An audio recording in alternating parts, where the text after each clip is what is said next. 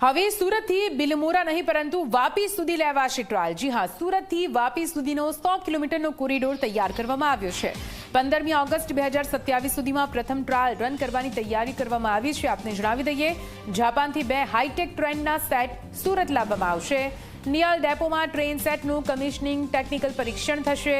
અંત્રોલી સ્થિત Surat bullet train સ્ટેશનનું પ્લેટફોર્મનું level પૂર્ણ થઈ ચૂક્યું છે। Air conditioning area, AFC gate, first aid room તૈયાર કરવામાં આવ્યો છે। ડાયમંડ ફેસેટ થીમ પર આ સ્ટેશન ડિઝાઇન કરવામાં આવ્યો છે। રેલવે સ્ટેશન પર એરપોર્ટ જેવી સુવિધા આપવામાં આવશે। 508 કિલોમીટર કોરિડોરમાં 349 કિલોમીટર વાયા ડક્ટનું નિર્માણ પૂર્ણ થઈ ચૂક્યું છે। સમગ્ર રૂટમાં કુલ 443 કિલોમીટરના પિલરનું કામ પૂર્ણ થયું છે। 17 નદી પુલ અને 5 પીએસસી બ્રિજ, 13 સ્ટીલ બ્રિજ બનીને તૈયાર છે। તો આપને જણાવી દઈએ, બુલેટ ટ્રેન ટ્રાયલ માટે હવે તૈયાર છે। જ્યાં વાપીથી સુરત સુધીનો 100 કિલોમીટરનો જે વિસ્તાર છે ત્યાં ટ્રાયલ રન કરવામાં આવશે। જાપાનથી 2 અદ્યતન બુલેટ ટ્રેનના ડબ્બા લાવી દેવામાં આવ્યા છે।